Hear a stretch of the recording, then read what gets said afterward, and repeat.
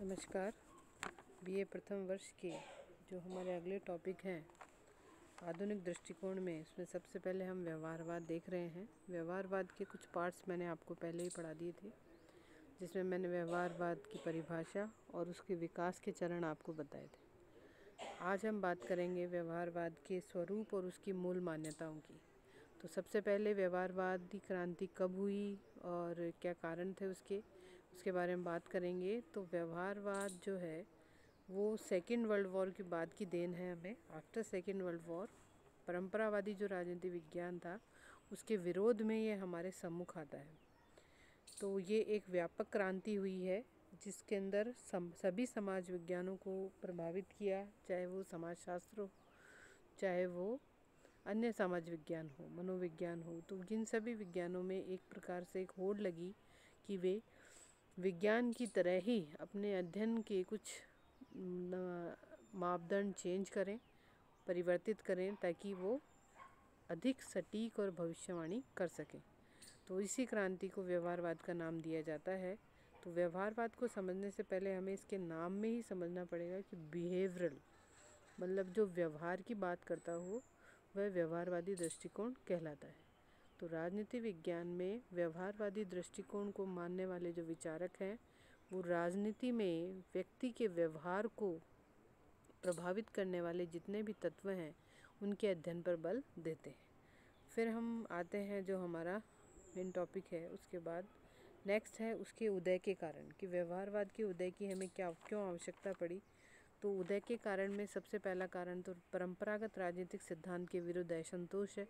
जैसा कि मैंने आपको बताया कि हम सेकेंड वर्ल्ड वॉर के कगार तक पहुंच गए हैं, पर सेकेंड वर्ल्ड वॉर जो है द्वितीय विश्व युद्ध हो गया और राजनीति विज्ञान उसके बारे में अपना कोई किसी प्रकार से कोई भी तर्क या किसी भी प्रकार की कोई भविष्यवाणी या कोई भी पूर्वाग्रह नहीं दे पाया।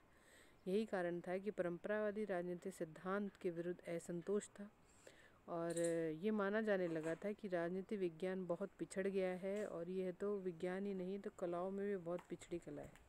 फिर हम जो दूसरे उदय के कारण पे आएंगे वो है नवीन पद्धतियों का विकास। वैज्ञानिक दृष्टिकोण को अपनाने के साथ ही कुछ नवीन पद्धतियाँ भी राजनीति विज्ञान में विकसित हुई।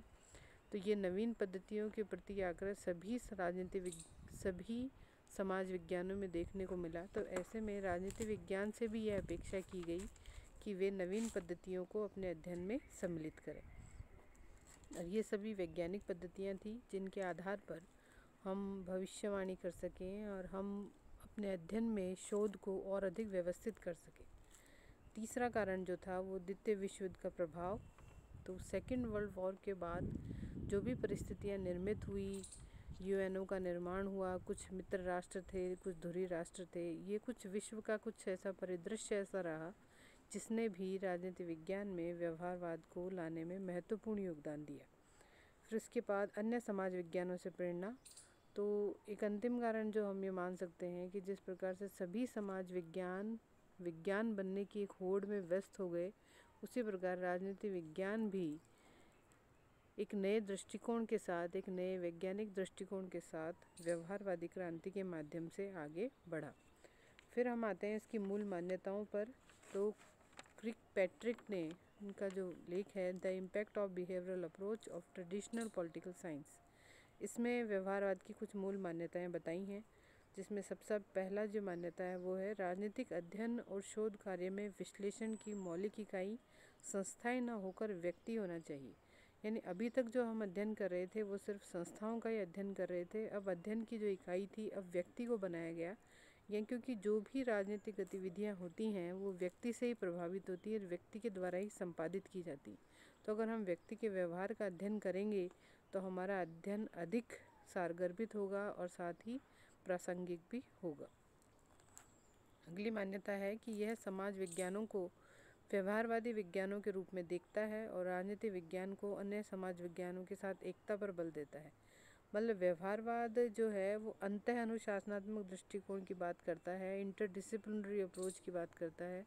यानी हम सिर्फ राजनीति विज्ञान का अध्ययन करते समय सिर्फ व्यक्ति के राजनीतिक परिप्रेक्ष्य का ही अध्ययन नहीं करेंगे, क्योंकि वह अपने जीवन काल में सभी प्रकार के दायित्वों को निभाता है, चाहे वो आर्थिक हो, चाहे सामाजिक हो, चाहे धार्मिक हो। तो इन्हीं सभी विचारों से, इन सभी विज्ञानों से मिलजुल कर हमें राजनीति विज्ञान का अध्ययन करना है और अपने अध्ययन में अन्य समाज विज्ञानों को भी सम्मिलित करना है। फिर है तथ्यों के परिवेक्षण, वर्गीकरण और माप के लिए अधिक परिदृश्य परिवर्तन, विकास और उपयोग पर बल देता है। जहाँ तक हो सके सांख्यिकी और परिणाम स्वरूप सूत्रों का उपयोग करता है। वही है कि विज्ञान बनाने की कोशिश में हमने कुछ गणितीय प्रतिरूपों को राजनीति विज्ञान में सम्मिलित किया। जो भी अध्ययन किया जाएगा उन्हीं वैज्ञानिक पद्धतियों के आधार पर किया जाएगा।